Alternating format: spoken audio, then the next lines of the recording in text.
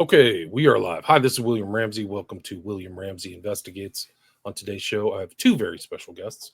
One, if you've listened to this show, you know that his name is Brett Carollo of PsyOp Cinema. We're trying to figure out how many shows we've done. I think we're at 14 or 15 total, often some with him alone and some with Tom, his co-host of PsyOp Cinema. So check those out. And also joining us is Matthew Alford from the UK.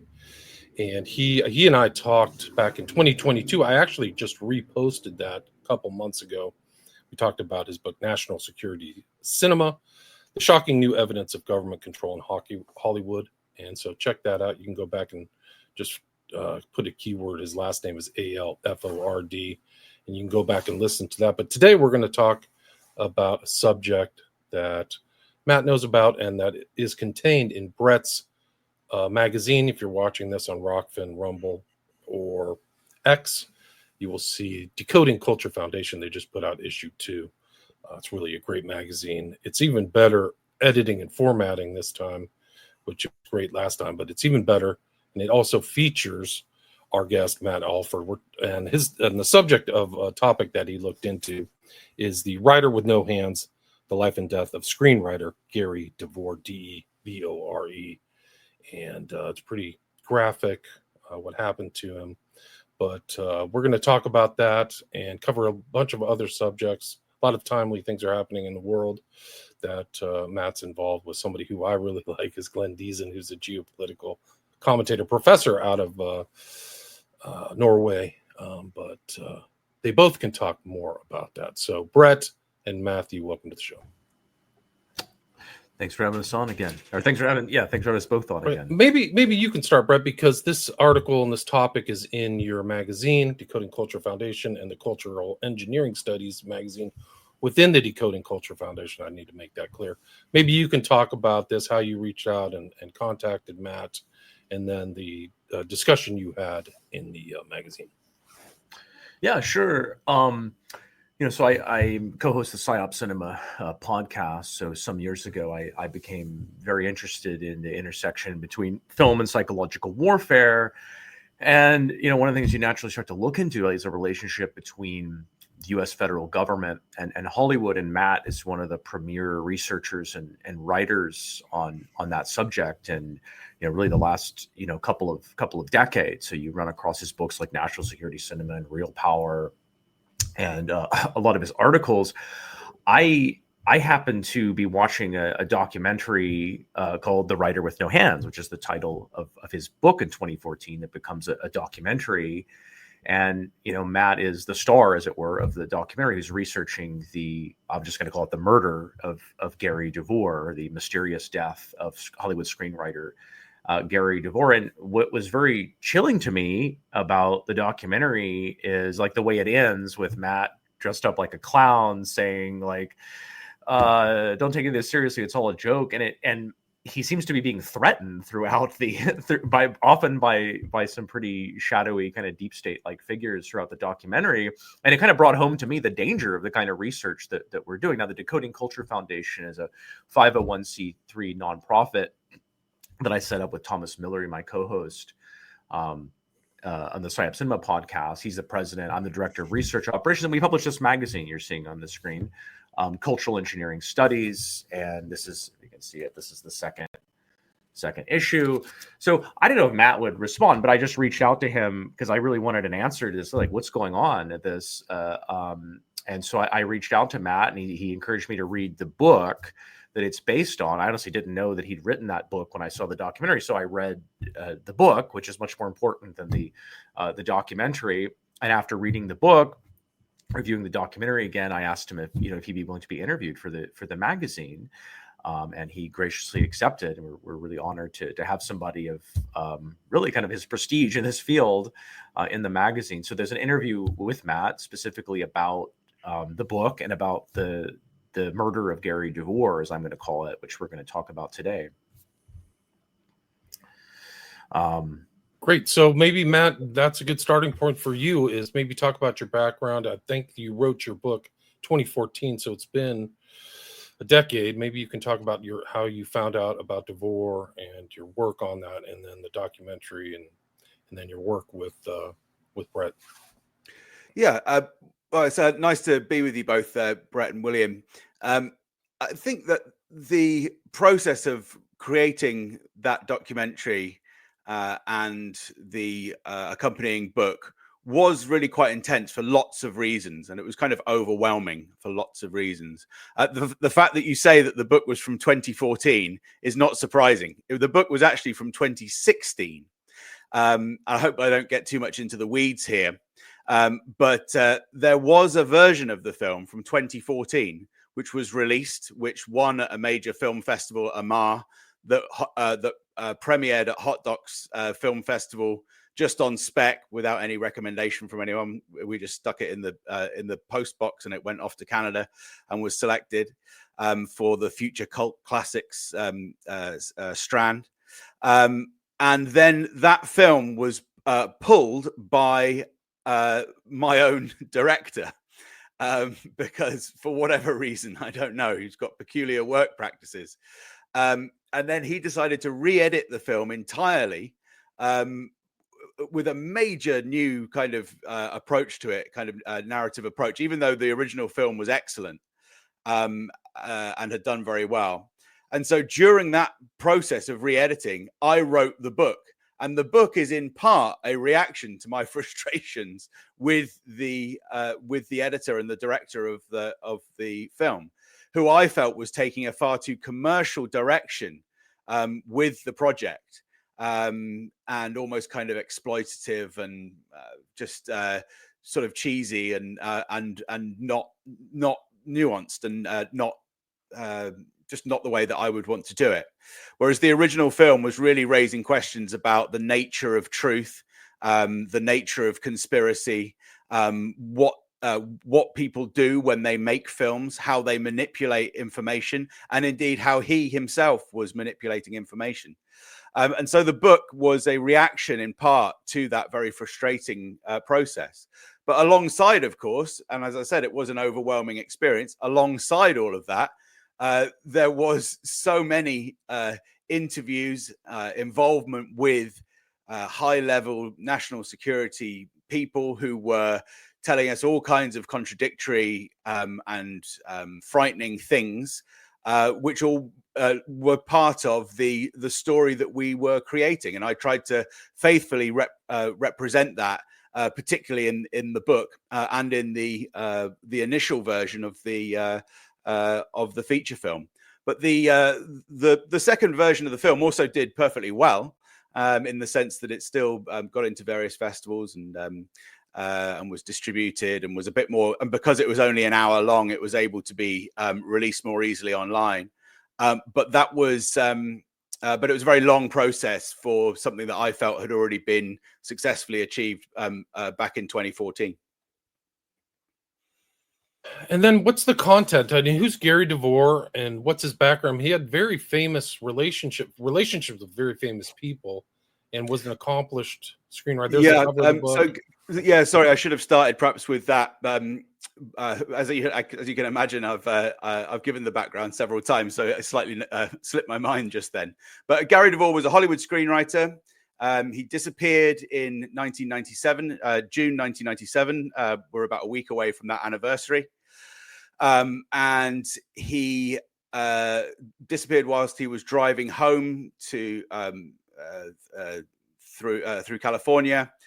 He was found over a year later in an aqueduct under mysterious circumstances, seemingly without certain bones, including his hands, without the script that he'd been writing. And the script that he'd been writing was a very controversial script. For a sec. The script that he'd been writing. Can you hear me? I can hear you, yeah. Okay. I can't hear Matt. It's probably my settings. Is that okay? Check 1, 2. No, I can hear Matt. William, can you hear me? Okay. I don't know. Can you hear Brett? Can you hear Matt? Yeah.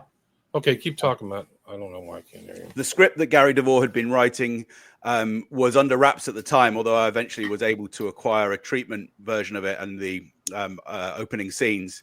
The script was very critical of the CIA. And of course, he had contacts in CIA and in the military and elsewhere.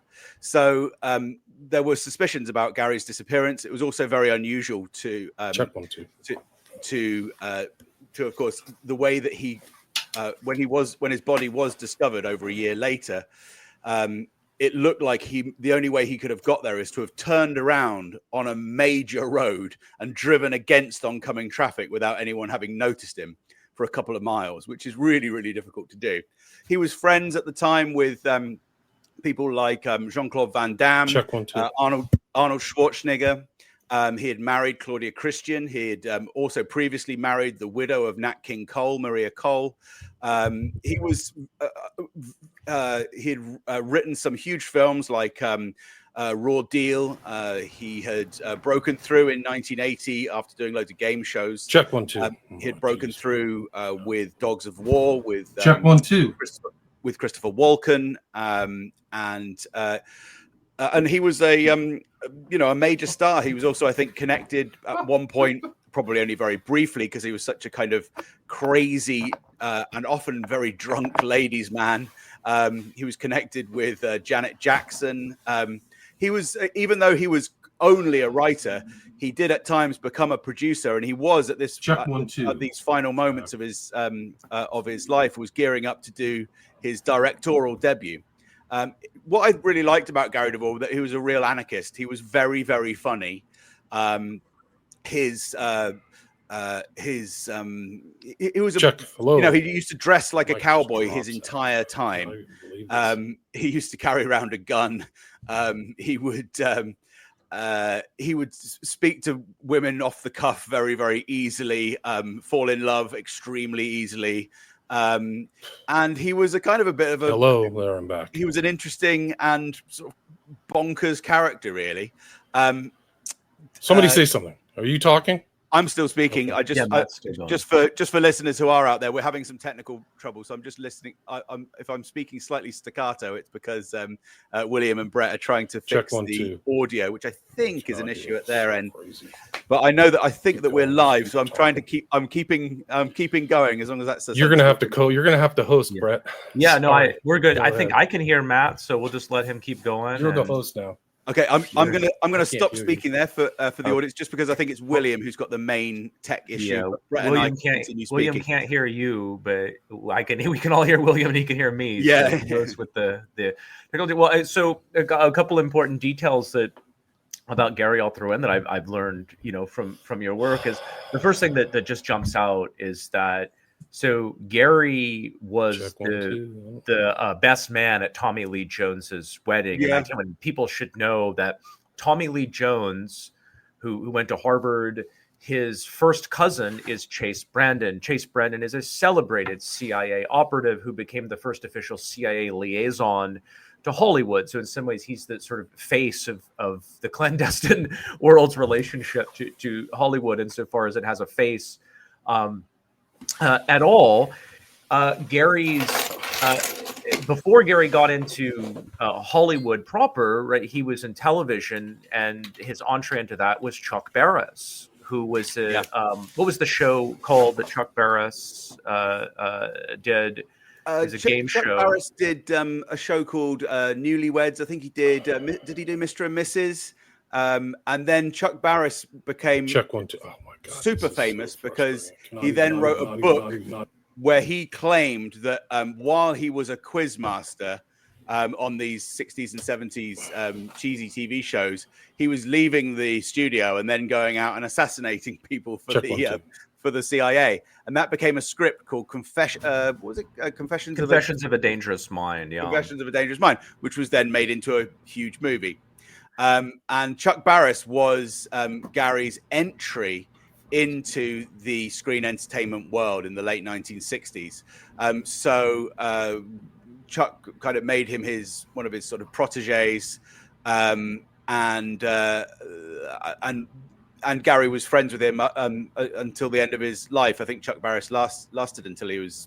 I think he's dead now, as I recall, but he lasted until he was about in his late 90s, I think. Yeah, and so you were able to confirm as well I mean, if there's any doubt, right, that Gary had a very Check 1, close 2. relationship with the intelligence community Check 1, 2. and what we call the deep state. I mean, you were able to confirm that he made several trips over to Central America, right, with military intelligence. He was there during the Panama invasion. In fact, he kind of worked for military intelligence as a creative or something. You were able to confirm through your sources. Yeah, so we had this. We'd heard rumors via Gary DeVore's widow that Gary may have been involved in this kind of thing, and then we were able to confirm that by speaking to different players within the national security apparatus, particularly from the 1980s. That Gary had been overseas and had been in, very difficult to access sites. I mean, I should say that, to be honest with you, I'm doing this interview 10 years probably after I've last even looked at any information to do with this. I wrote the book and then I put it all down. And part of the reason that I've not looked at the material again is, as I said, it was emotionally very overwhelming trying to do 2 films, negotiating with a director who I was struggling with a little bit, but also, of course, the political side of it, the frightening side of it, having speaking to all of these people. And it became really quite a...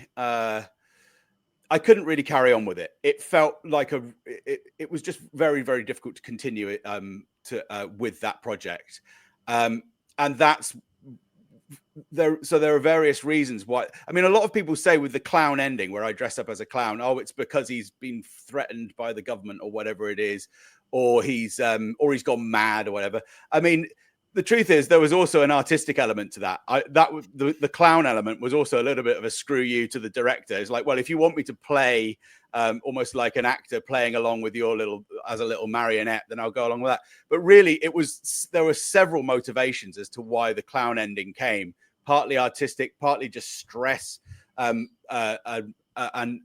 partly political, and so on. So the reason that I'm saying that is that I haven't looked at this stuff for 10 years, and it was just I didn't want to do any interviews about it. So to the extent that I think I've done like maybe 1 or 2 very short things on podcasts where I've talked about the technical side of the film. But this is the first time I've really talked about the Gary DeVore thing for over a decade. And part of the reason is that it's no longer anything like as stressful to me because I've forgotten all of the stuff. Well, I can't remember the name of the thing that you just asked for. Yeah, here's the book here. And the book, yes, so people should know the book, and we're not expecting you to remember all the details. I mean, the book is very, very dense. You're a great researcher. You're a very thorough researcher. And of course, there's no way, even if you did have all of this stuff encyclopedically stored in your mind, there's no way that we could present all of that here. But just in broad strokes, I want to make people understand that these relationships between the clandestine services or the deep state or just the specific intelligence services in Hollywood are not the fantasies of paranoid people like myself. And Gary DeVore is the proof of that. And you look at and we can talk a little bit more about some of the suspicious details around his just, it's obviously a murder to me. I mean, it's kind of silly to sit here and call it an accidental death. That's really a kind of gaslighting to me. I mean, the guy has no hands. There's no way he's driving the other way. And then we have things like you wrote this article for the Fortean Times, right? About where Wendy talks about how Chase Brandon shows up among other spooky people at the house, locks himself in his office, and the hard drive gets erased. The script, right? It probably, I mean, best theory is that he's being whacked because of the script, that he's got a deal with United Artists or somebody, right? That he's gonna get this thing into production, and it's about the real reasons that we went into Panama, which, but Gary's stuff before this, right? Gary, I mean, to some degree, right? He romanticizes the clandestine world and the deep state, and it seems like at some point in his career he starts to have a darker view of this, right? And some of the things that he says to loved ones make it sound like he's really soured on some of the people that cultivated him in his career. And that's what I took. I mean, you don't just necessarily come out and say this. You're a very thorough researcher and you're very balanced, but that's the portrait that it starts to paint to me, is that he soured on this community and kind of turned against them, and that cost him his life. Well, I mean, it is the case that Gary's first script was Dogs of War, which was about mercenaries, which is an extremely bleak film made by John Irvin and starring Christopher Walken and Tom Berenger about US mercenaries. So Gary was already in that world as early as 1980. John Irvin kind of brought him in. John Irvin did Tinker Tailor Soldier Spy and various other spy-related movies. So Gary moved from this world of Chuck Barris and entertainment, but entertainment as perhaps a cover or playfully as a cover for a supposedly fictional assassin, Chuck Barris, although no one really knows. And then he moved into this world of mercenaries. So even at an early stage, I think Gary was quite switched on. I mean, you don't get to be a kind of, he used to transport goods around the state. He used to drive hundreds of miles a day to as part of his kind of, I don't think it's called trucking jobs. I forget what it's called in the United States, but basically he transported goods a lot. I mean, he was he was an experienced guy. He didn't even get into film writing until he was 40.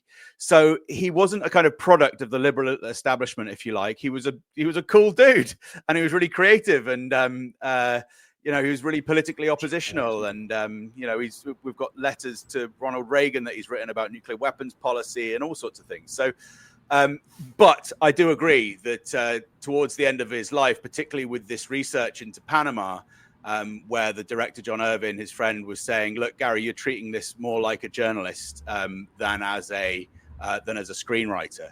And Gary DeVore was saying things like, well, the deeper you go, the darker it gets.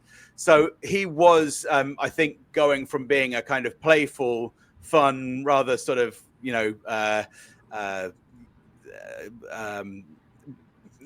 playful character, albeit fairly worldly wise, to being someone who was rather more obsessional and going into a kind of dark and nitty-gritty world of where espionage and entertainment were clashing even more than ever before. And I guess there was a similar journey for me as well, which is reflected in the title of the book, which is The Writer with No Hands, a writer who is in some way or another powerless, or an entertainer who's trying to entertain with bloodied stumps, if you want to put it like that. And so I started to feel a certain brotherhood with Gary. And of course, I felt that through as well his widow, Wendy, who I've got to know very well over the years, and still am sometimes in touch with, and is a lovely, beautiful woman whose life was made extremely difficult, his disappearance had a profound effect on her life, and my heart really went out to her. So yeah, I mean, that is the case with Gary's life. I think that things did darken for him as he grew in knowledge particularly about the CIA and Department of Defense's role in invading Panama and the secret reasons behind that, which involved, at least in what we can tell from his research, involved a bank robbery to acquire the dictator Manuel Noriega's secret laundered money, and also sex tapes and all sorts of things along those lines. Yeah, can you guys hear me now? Yeah, yes, you're able to hear me now. Yeah, I know a guy who went into Panama on a chopper, and he said he was instructed to shoot anything that moves. So yeah, it's almost like Nom. Like he just said, if it came out, it didn't matter, person, what military or anything, just destroy the country. So it was very much darker, and there were huge body, removal things that happened in Panama. Yeah, there were reports, for instance, that Gary was talking about at the time of the experimental use of laser weapons, for instance, which cut a bus in half. and this kind of, I think Panama, although Panama probably only killed maybe 3,000 civilians, which is small compared to something like Iraq or what's currently happening in Iran, most probably. It was still a place where they really wanted to experiment with new weapons. And of course, they were using other forms of PsyOp as well at the time. This was around the time, the late 80s and early 90s, when they really started to experiment a lot with things like noise as a weapon, for instance. This is when they started to do things like playing Barney the dinosaur at 1 billion decibels to torture people. And that's how they got Noriega out of the compound, was by playing music as loud as humanly possible. And they did something similar with David Koresh in Waco, Texas, the cult leader, just around that same period, late 80s, early 90s. And so, yeah, Gary was all part of that kind of circus. Really incredible. Do you know what city he was found in? Gary DeVore was found near Palmdale. Palmdale. Oh, wow. So that's even more sketchy. I didn't know that. Yeah. So it's basically northeast of LA. Yeah. Kind of reminds me of the Raiden north of killing. Barstow. I'm trying to remember like I say, it's just, I'm glad that I can't remember it very well now. So there's like Air Force embarrassing to bases forget facts, but I'm glad to not know. Yeah, there's bases out there and stuff like that. Oh yeah, that comes up at Yes, the book, right? yeah. The Air Force Aerospace Valley. And yeah. It's all Aerospace Valley, basically. There's Boeing there, there's Lockheed and all sorts. So yeah. Super sauce. But so listeners are clear, you didn't just call it the writer with no hands as a kind of metaphor. That's because Gary was found with no hands. Yeah, and Gary was literally found with no hands. And this was supposedly, of course, after a year being submerged in water. And there are all sorts of theories as to why that might be, whether a corpse can rot in a certain way and all these kind of things. But of course, his laptop and his gun was also missing. But yeah, that was intended as a kind of metaphorical and literal thing. But yeah, it's a horrible and sad story of all told. But yeah, but it was also one that was leapt on by entertainers and by publicists and of course, this was all because it was all set in Hollywood, and Schwarzenegger had sent out people to help find him, and a lot of people have been attracted to this story because it has so many hooks to it, but only perhaps a few people have tried to do it justice, and I hope that I was one of them that has tried to. Well, maybe that's unfair. I guess a lot of journalists have done what they can along the way, but I still hope that we did the right thing in the way that we reported it. Well, yeah, I don't think anybody went as deep into this as you did. You provided some of your investigative materials that you had on drives and stuff to the Decoding Culture Foundation. That's on our website and the records section. I can't remember. I think if you gave us pictures of the bones, because that's a great revelation, is that these bones are like ancient. I mean, there's obviously some hijinks going on, right? It's not just that he was murdered. There's an active cover-up apparently, going on within the coroner's office or something, because it's just ridiculous. Yeah, I mean, supposedly that all of the bones had vanished, I think. But then when a fuss was made about it, they eventually provided the bones or something. But then finally, at the end of this process, whenever towards the end of when I got involved, I said, well, provide us with the actual images of these bones that supposedly have been provided. And of course, they just look like rocks. So it's just blatantly not a bunch of hand bones. So there's all sorts of, anyway, I'll let you ask questions rather than. Yeah. Oh, that was what's coming up on the thing there is, so partly, again, like I said, what I was doing with that clown ending again is with all those motives that were going on at the same time, I was also starting to present the show as a story on stage. You can see this is very primitive, probably me on Photoshop or whatever, about at least 10 years ago. when I started to do kind of open mic, where I would present bits of the book. Sometimes I'd act it out, sometimes I'd just read it, and then we did a live audio recording. So in a way, I was kind of playing into the entertainment world myself. I hope in a fair enough way. But yeah, so that's what was happening. I worked with a band called the Red Boot Band, where we used to go into the center of town. We would be outside. They'd play brass band instruments behind me while I started shouting and screaming and singing about the CIA. And I did that once a week for about a year. Sometimes I'd play ukulele. I'd just started to learn ukulele. So there are all sorts of peculiar things that came out of the story, because as I saw it, by that point, it was all such a merry-go-round that was the only way really to represent the themes that were inherent to the book. At the end of the day, Gary DeVore was deep within a spider's web of the military-industrial complex and the entertainment industrial complex. And how else can you represent that except for through entertainment? Well, yeah, we discussed this in the interview, this archetype of the clown, which comes up in various ways, not only because you dress up as Oddfinger, and you mentioned, this age-old association of the clown as a kind of truth teller to power, because only the clown is allowed to say certain things. There's a psychological mechanism there. I think people can understand this sort of stuff. People don't want to confront, and so they can hear it if it's coming from a clownish voice. But also, oddly, one of the things you discovered is that the wet workers, the hit squads in Panama, were known as the clowns, which was an odd detail to me. And so, here we have the clown as the killer, which is also a dimension of this archetype that comes up a lot in our culture.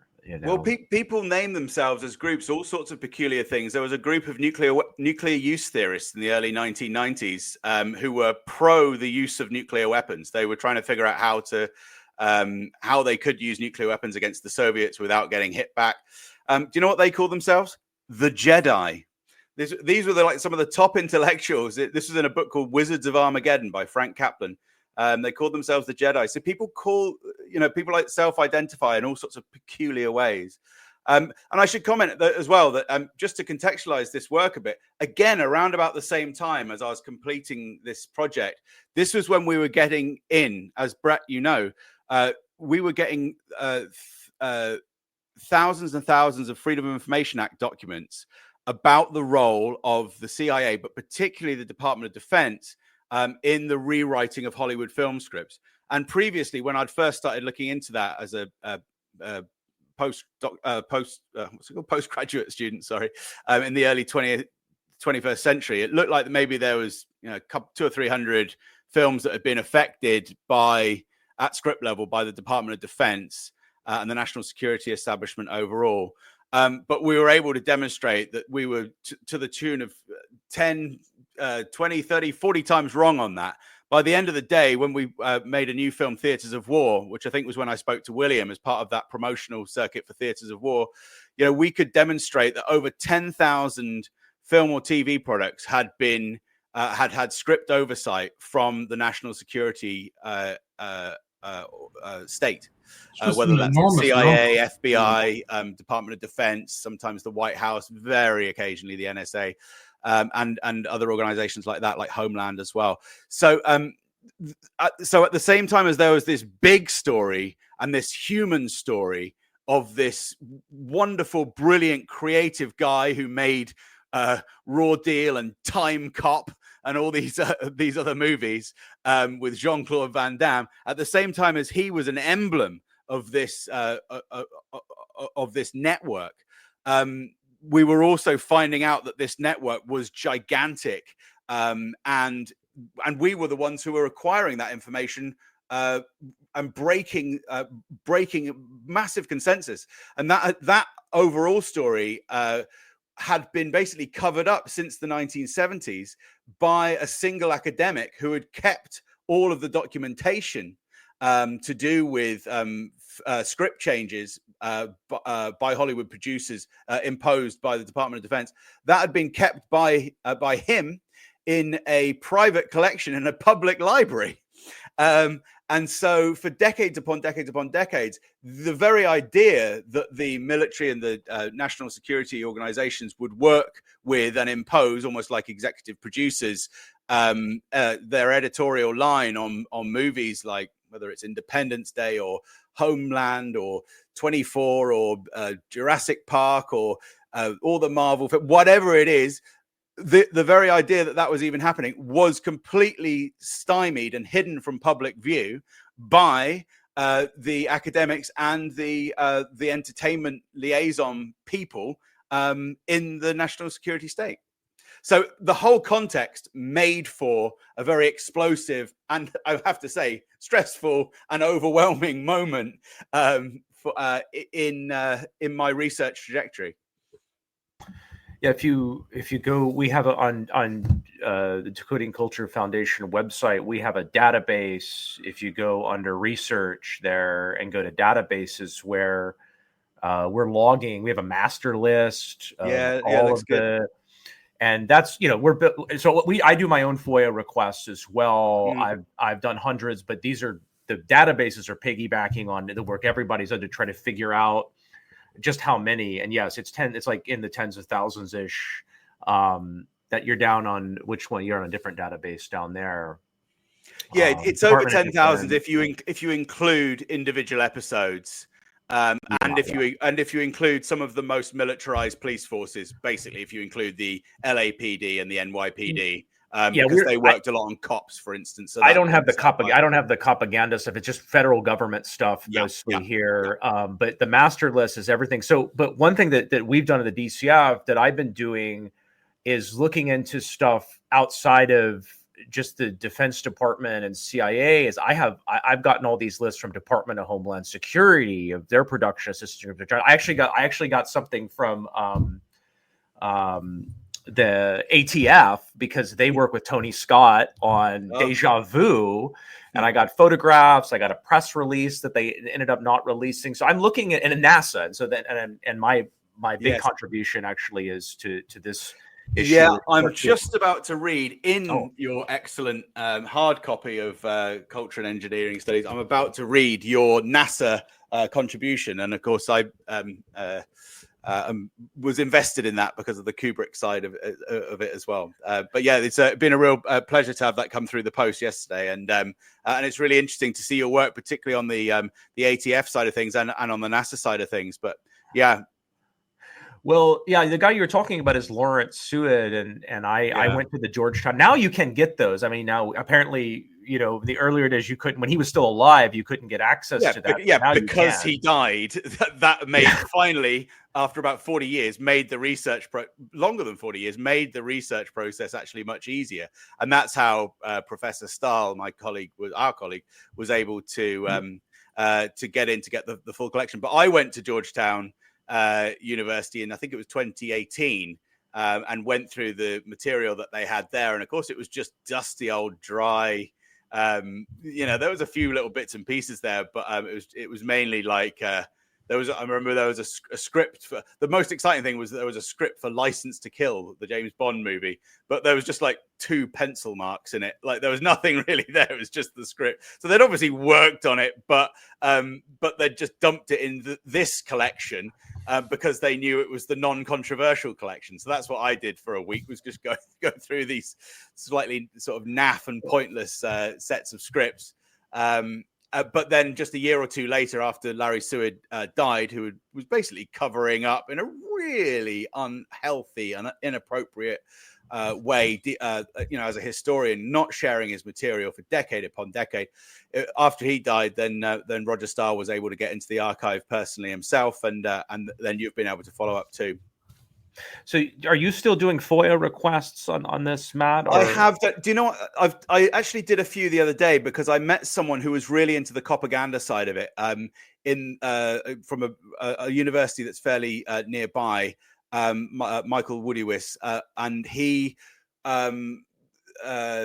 has done work on the representation of the mafia and how a lot of films, even films like Silence of the Lambs, for example, are basically kind of presenting these threats just after the end of the Cold War to kind of inflate threats, inflate the threat of crime, inflate the threat of the mafia. And so he wanted some of the background documents on that. But he is kind of aware already that the media has been supportive of police narratives along those lines, but we wanted to get a bit more detail. So I have put in some FOIs for that. But to be honest with you, I haven't put in an FOI for a while, and the system has changed now and become all the more awkward again and again and again. So I'm not sure if I'll have any luck with it. Even before, when I used to do it, I sometimes say sometimes tell the story when I was in lockdown and I was doing absolutely nothing, standing around in my pajamas all day, getting depressed. I got a letter through the post from the CIA. And I was like, why is the CIA writing to me like this? That's peculiar. And I read the thing. I was like, why am I reading Ben Affleck's emails? What's going on? And it was just that I'd forgotten that I'd put in an FOIA 8 years before. And it was the memos between Ben Affleck and the CIA for Argo. Yeah. The CIA. So I've been doing this for 2 years. Forever. And I've gotten, at this point, I do it through Muckrock, and it says I've gotten like 10,000 pages or whatever stuff. The CIA, I've gotten 0. They just construct a denial you, basically, and they take years and years. At the slowest of anybody. I've literally gotten nothing. I've gotten something from everybody else pretty much that we're talking about hundreds of requests. I've gotten at least something from every other agency, basically, including Department of Energy now on Oppenheimer. Oh, brilliant. Well done. Yes, because they collaborated on Oppenheimer. And by the way, and I don't want to get too far off track, but then you have Jennifer Granholm, who's Department of Energy Secretary, who right before the Oppenheimer film comes out, clears Oppenheimer of these charges. And I'm sorry, but he was guilty. He did the things that he was accused of doing.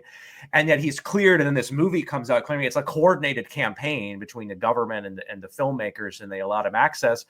The thing I want to say about the mafia is, too, it's very convenient to play up the mafia in that period, because the clandestine services basically they didn't need the mafia after the early 80s. So then we can throw in Giuliani, we can start prosecuting the mafia. Then by the early 90s, you couldn't even use the term mafia in Hollywood, right? Even in The Godfather, they wouldn't use the term mafia. And there was no such thing as the mafia until the Kennedys admitted there was national coordinated organized crime. But that's why the mafia then becomes a convenient kind of bad guy, because the feds don't have to have a relationship with them anymore, is my take on that. Yeah. Maybe I could ask. I might send you the list of the crime ones to see if you've got anything there, but perhaps we could talk about that after the show. We'd love to put that up. I just want to say too about the Panama thing. So Nori, there was a publication you write about this, right, called the Sunday Mirror, that no longer exists. It was a briefly run, and it actually ran a story about the stuff that Gary's script was about, the project that probably got Gary killed, about the real reasons the United States went in to Panama. Noriega was running a honey trap with underage kids, and he was entrapping U.S. State Department officials and other U.S. officials. There was an article about it, and what happens to one of the journalists is then shot to death in Salvador right after this. I mean, this is chilling stuff. This is just, we're really, as Matt said, we're at the tip of the iceberg. He can't even remember half this, but this is a great book. It's not a long book. It's very succinct, but there's just a lot of detail in this book and a lot of really important information, and it just sends chills down your spine, because people are murdered for seeking the truth. The truth is not harmless, right? And they are afraid of the truth, and don't believe this black-pilled stuff. They really are afraid of the truth, and they kill people for writing articles like that guy wrote. It's all got echoes as well of the Epstein story as well, and whether there was blackmail and Mossad and all that kind of thing involved with that. But of course, it also that in turn raises questions of how reliable are conspiracy theories? When should you believe in conspiracy theories? What is the nature of evidence, and these other things? And in fact, that also links in with what we've discussed in the magazine edition about UFOs and the manipulation of movies of UFO movies and all these kind of things. So there are disinformation campaigns, and there are PsyOps, and there are clandestine operations where sometimes just the nature of evidence is very difficult to get to the bottom of it. The Epstein case is a classic in that regard. It's real echoes of it. I mean, everyone thinks that Epstein was murdered for obvious reasons, but at the same time, there's a contradiction, which is it's really difficult to have got into Epstein's cell to have murdered him. So there are similar echoes there of these kind of issues. And I think again at the time, 10 years ago, I was grappling with all that as well. I was grappling with my attitude to the Kennedy assassination and all these other things, and they're all really interesting. And I guess the book is a kind of a riff on that. The Right with No Hands is a riff on that. And I hope that they are ideas that other people can plug into and process in ways that they want to, rather than necessarily taking my word for being whatever it exactly needs to be. I mean, the thing that I consider myself to be an authority on is this relationship between the U.S. government and the rewriting of scripts and political representations of British and American foreign policy. But beyond that, you can't know everything. You can't know the ins and outs of every conspiracy. Oh, the other thing I was going to say about FOIA is that, so you and other people were at one time able to both, well, you found some of this stuff in Seward's papers, and the government released some things like scripts. Now they've moved into the Navy just refused to release to me, their little internal circulars announcing entertainment products because of trade secrets. Yeah, so they're collaborating with the studios to come up with reasons not to give this type of information. And by the way, I won an appeal because I said, well, what about production assistance agreements? What about redactions? And I win an appeal, and then they just write back telling me trade secrets are not going to give it. So I've had to appeal again. They're ignoring what the... Is trade secrets the same excuse as copyright and all that kind of thing?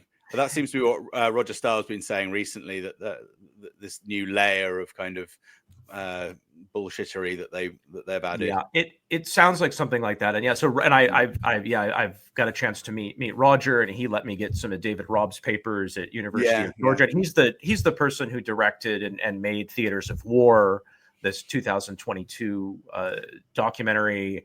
And Roger's done a lot of great work on this. And Rogers is taking, legal action and trying to force the government to give up more of these papers. We don't have. Yeah, and I think in general, even when they do release material now, they don't actually release the script changes. They release the production agreement. In other words, what's been agreed between the Pentagon, etc., and the TV or film producers, rather than because there are all these sort of changes that were made to scripts, which are often look quite kind of scandalous. Well, they were scandalous, and I think they wanted to get away from that, probably because of the pressure of people like us continuing to report on it as a very small group of people. And I guess we've done the right thing there, but it would be nice to actually restrict, to cause pressure on that system to stop doing it as much, because it's not right for them to be able to rewrite material behind closed doors, particularly en masse in the way that they're doing. So to swing it back to Gary here. So when we're talking about the Freedom of Information Act side of this and the voluminous documentation that's come out to show that there are thousands of individual productions, if you count like TV episodes, tens of thousands of individual collaborations. There is a massive amount of collaboration between Hollywood and Washington, D.C. But you see, this is the official side of it. What the Gary DeVore case brings out, because most of these productions, you're not going to find any production assistance agreements, anything like that. It's all informal. Mm. And I believe my hypothesis that led me to stuff like your work on Gary, I already had this hypothesis. This relationship, the official relationship, is just the tip of the iceberg. The unofficial relationship is vast. And you start to get into, we just did on PsyOp Cinema, we just did this episode on Enemy of the State. And you look at Chase Brandon, by the way, was one of the technical advisors on that movie. There's a former NSA guy. There's all these shadowy former look at the technical advisors and all this sort of stuff. And that's just credited people. Then you think about uncredited people. The point is that it's I don't want to exaggerate, but you start to feel like, does Hollywood do anything without DC? Is there any difference? Or is this a revolving door? Yeah, we talk about that a bit in the Cultural Engineering Studies magazine that you produced. And the examples I particularly give are the UFO movies and documentaries going right back to, I think it's called UFOs Past, Present and Future by Robert Emenegger, who was a very enigmatic figure with defense and intelligence links, who'd been promised a pic of an image of a UFO. Didn't get into the documentary and blah, blah, blah, all these different things, but all the way up to Disney films, like much more modern Disney films like Race to Witch Mountain, and as you say, other ones that involve the national security state, like Enemy of the State. I think Enemy of the State was one of the very few that's had overt NSA involvement rather than CIA. So yeah, there are many cases where there have been dubious links and have not been. I mean, yeah, this is the thing. No one really knew hardly any of the script changes until our little group came along. David Robb did some of it, a little bit, in the early 21st century in 2004, but really the motherlode of all those alterations didn't come until really, I'd say until. I don't think I'm being too self-aggrandizing, but until me and Tom did National Security Cinema, that's when most of the stuff came out. So it's no surprise that a couple of sort of part-time researchers from England have not completely cracked the case. I'm sure there are more examples. There are also other cases as well, other than the UFO ones. I mean, even in one of Seward's more obscure books, I think it's called Sailing on the Silver Sea. Sailing on the Silver Screen, there is actually a section of uncredited, unacknowledged movies which are worked on by one or other of the branches of the military. Now, bear in mind, Seward is viewers and listeners. Seward is basically part of the cover-up on this. But even in his book, there were, whatever it was, a dozen films that had just been uncredited. And in fact, one of them I can think of, again, was one of the James Bond films as well, didn't have accreditation for the Department of Defense. And in fact, Strubb, who was the entertainment liaison officer at the time, told me in an email that there was no support from the Department of Defense, but then we were able to verify it independently. And because Strubb had replied in that way, and had made various denials in that email, that's when we were able to, that set the trigger for us to be able to say, oh, you've got a database on this, have you? Well, let's ask about that. And that's when we first started to get the list of several thousand films that had been impacted. So there are ways through these bureaucratic organizations, but yeah, but it does take time. I mean, Strubb was such he's not around anymore either, but he was a massive influence. He worked on 12 of the top 20 grossing movies of all time. If you go to IMDb, he was on so that is probably more influence, at least politically, than Steven Spielberg has on the top 20 grossing. That's the range of movies that Strubb was operating on. But he, at the same time, was calling himself in 2015, I think it was. He said, "I am a mere eunuch in the Chinese palace." Like he's pretending that he's powerless. It's what all these guys do. They all say that they're it's like my kids would always say from Emperor Palpatine, "I'm too weak. I'm too weak. Oh no! Please save me, Obi-Wan." Well, but that's what they did. That's what they've done. But that office and those offices have a gigantic impact on the political nature of our culture. It doesn't mean that they invented the dinosaurs for Jurassic Park or whatever, but in terms of what the way that we think about foreign policy and the way that we think about the nature of our institutions and whether our military protects us and does the right thing and is effective for its employees and doesn't get them all hooked on drugs or abuses them in their ranks or anything like that. In the terms of the way we think about those kind of things, they've really got a stranglehold on it in popular entertainment. Yeah, and so Straub ran the office from 89 to sometime in the 2000s. It was so from, 49 to 89, somewhere in there. Donald Baruch was the guy. Yeah, Baruch was before, yeah.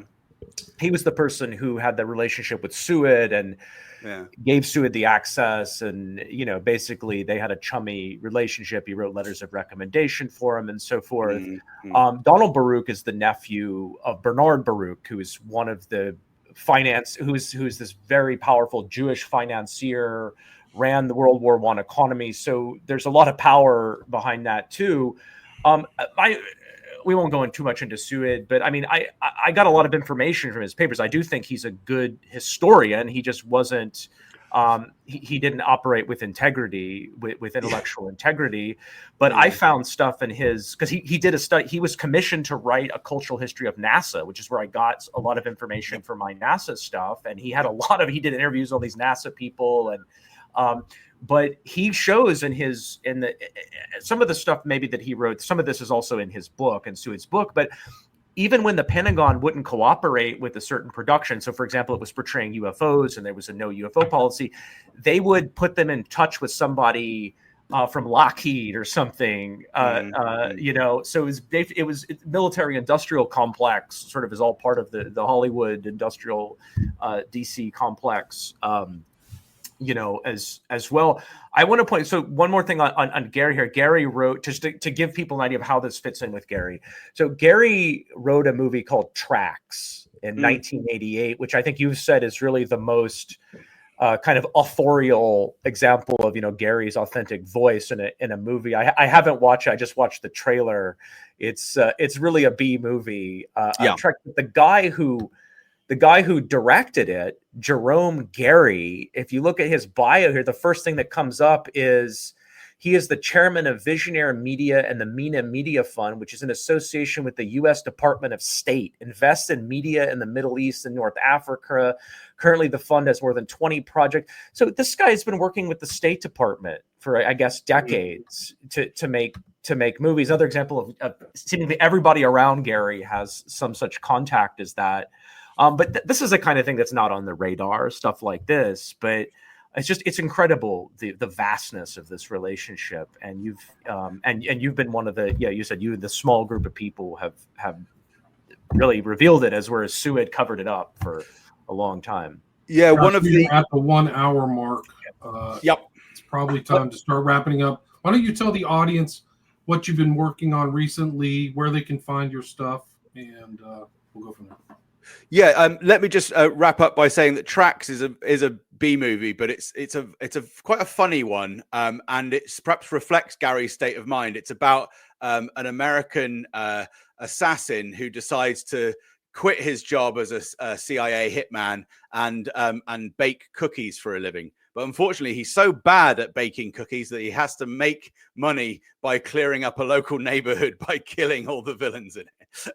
It's an absolutely absurd and rompish film, a little bit like Max Headroom and some of those other very sort of bizarre, wacky movies. It's a comedy, but very, very, very dark. And so if people like cult films, then they probably would enjoy that. In terms of wrapping up where I'm at now, well, basically since the Gaza conflict escalated very heavily, and since the Ukraine conflict escalated very heavily, I've spent most of my time on Substack and YouTube, particularly since Gaza. And so I write articles on a channel called The Worst Years Ever.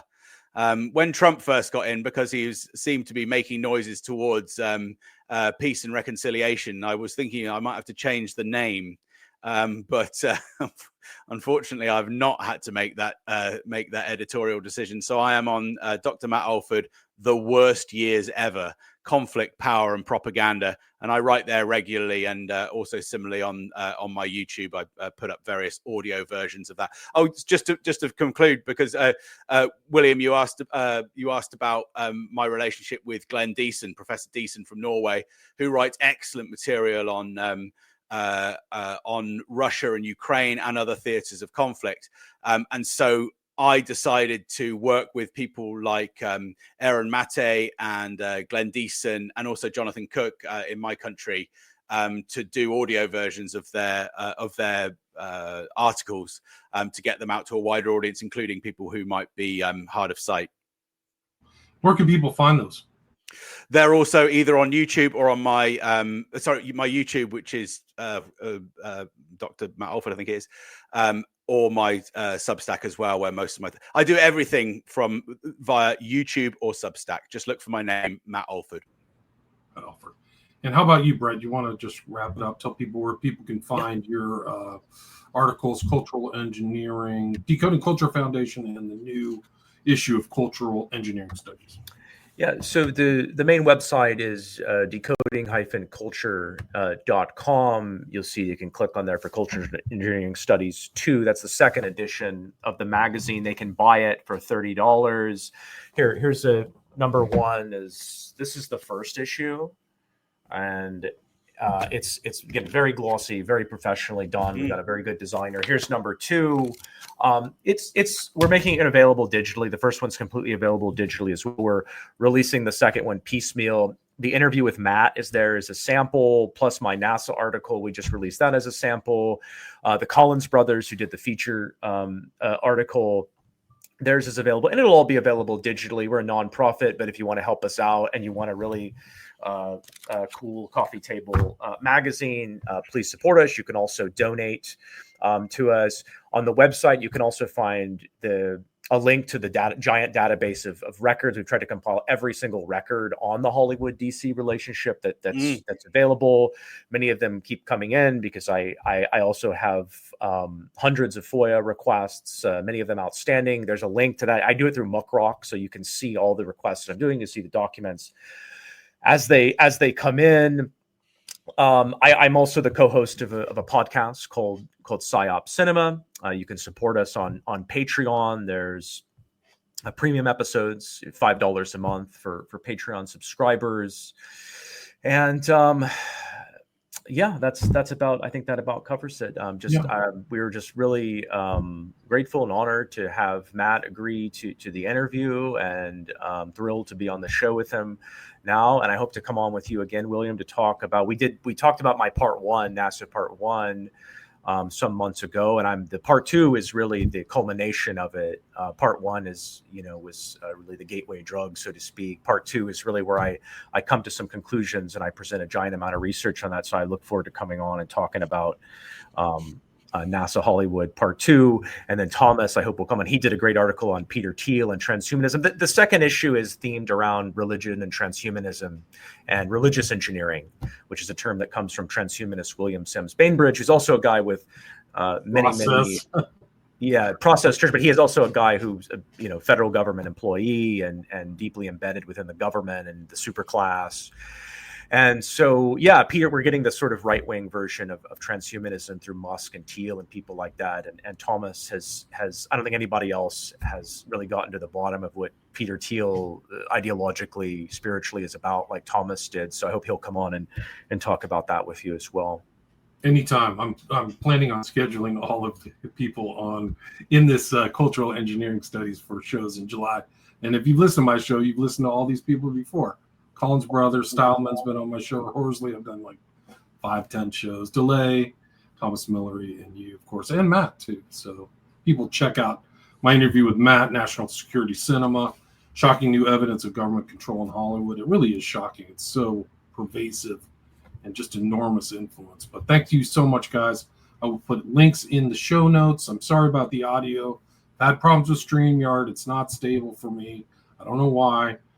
So I got to fix that. But we had about 150 live listeners. So thanks a lot for everybody for listening.